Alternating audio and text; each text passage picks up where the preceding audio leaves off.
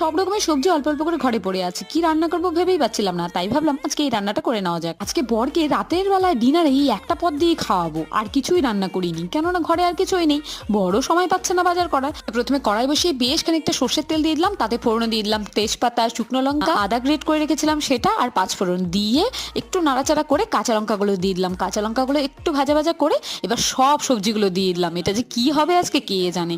আর এতে দিয়ে দিলাম নুন আর চিনি, দিয়ে একটু ঢাকা দিয়ে দিলাম, একটু সবজিটা মোটামুটি সেদ্ধ হয়ে গেল, আবার মাঝে মাঝে নেড়ে চেড়ে নিচ্ছিলাম। এবার একটা মশলা বানিয়ে নিই, বাটির মধ্যে দিয়ে দিলাম হাফ চামচ জিরে গুঁড়ো, হাফ চামচ ধনিয়া গুঁড়ো, হাফ চামচ হলুদ গুঁড়ো আর হাফ চামচ লঙ্কা গুঁড়ো, দিয়ে একটু জল দিয়ে একটা পেস্ট বানিয়ে নিলাম। পেস্টটা এবার সবজির মধ্যে ঢেলে দিলাম, ঢেলে একটু কষিয়ে এবার রান্নাটা করে নেব। দেখতে পাচ্ছ কালারটা কিন্তু বেশ ভালো হয়েছে। মশলার বাটিটা দিয়ে একটু সামান্য জল দিব, জল দিয়ে নাড়িয়ে চেড়ে কষিয়ে কষিয়ে রান্নাটা করে নেব।